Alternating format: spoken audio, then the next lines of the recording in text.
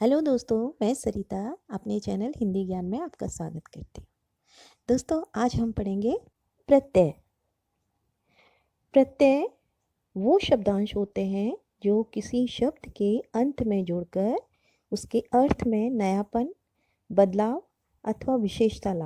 प्रत्यय की परिभाषा हम इस तरह से दे सकते हैं कि वे शब्दांश जो शब्दों के अंत में जुड़कर उनके अर्थ में परिवर्तन ला देते हैं, ये शब्दांश प्रत्यय कहलाते हैं। प्रत्यय के दो भेद या दो प्रकार होते हैं। पहला कृत प्रत्यय और दूसरा है तद्धित प्रत्यय।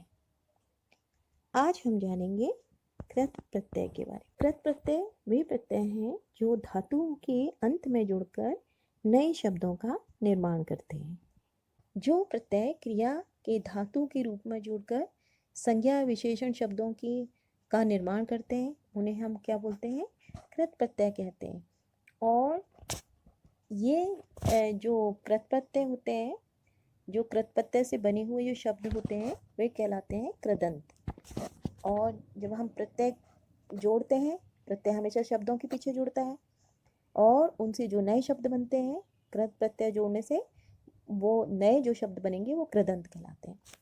जैसे यहाँ पे ये वाला एक प्रत्यय है।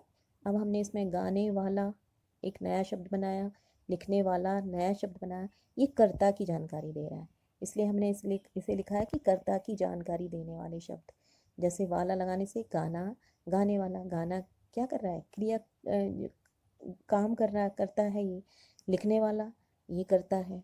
इसी तरह से हार, होनहार, पालनहार। और ये ईया लगाने से घटिया, बढ़िया, इस तरह के शब्दों का निर्माण होता है। तो ये कर्ता की जानकारी दे रहे हैं, तो ये कृतवाचक प्रत्यय कहलाते हैं।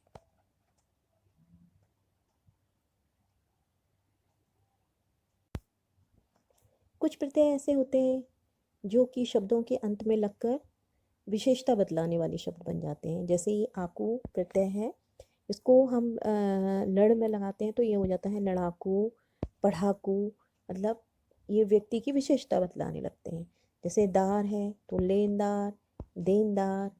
ईयल से बनता है, ईयल प्रत्यय से बनता है सड़ियल, अड़ियल। तो इस तरह से कुछ प्रत्यय लगाने से जो शब्द होते हैं वो विशेषता बतलाने लगते हैं।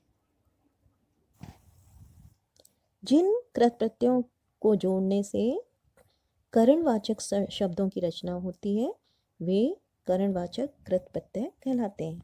अब जैसे इसमें नी है, नी में हम मूल शब्द चट, चट में अगर हम इसको नी को जोड़ते हैं तो बनता है चटनी। ओढ़ में जोड़ते हैं तो बनता है ओढ़नी। इसी तरह से न, बंधन, न प्रत्यय लगा के शब्द बनते हैं, जैसे बंधन, बेलन। आ प्रत्यय लगा के शब्द बनते हैं झूला, भूला।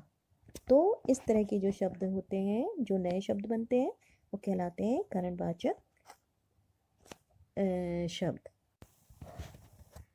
विकृत प्रत्यय जो शब्दों के अंत में जुड़कर भाववाचक संज्ञा शब्दों की रचना करते हैं, वे भाववाचक कृत प्रत्यय कहलाते हैं।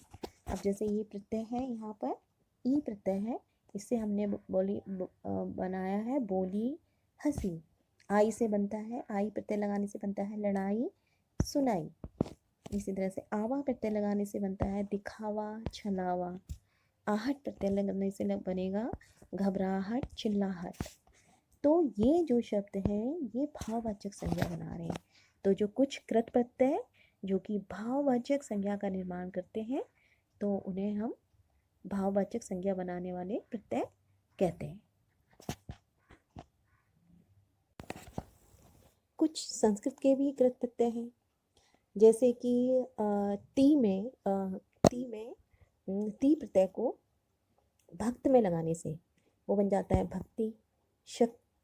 शक्त में लगाने से वो बन जाता है शक्ति। इसी तरह से अना प्रत्यय को वेद में लगाने से बन जाता है वेदना। रच में लगाने से बन जाएगा रचना। और ये अक प्रत्यय है, वो उसको अक प्रत्यय को अगर हम लेख में लगाते हैं तो वो लेखक, और पाठ में लगाते हैं तो पाठक बन जाता है। इस तरह से जो होते हैं प्रत्यय, ये संस्कृत के शब्दों में इनका प्रयोग किया जाता है। तो इस प्रकार से हमने देखा कि जो कृत प्रत्यय होते हैं वे धातुओं के अंत में जुड़कर नए शब्दों का निर्माण करते हैं। अगले वीडियो में हम जानेंगे तद्धित प्रत्यय के बारे में।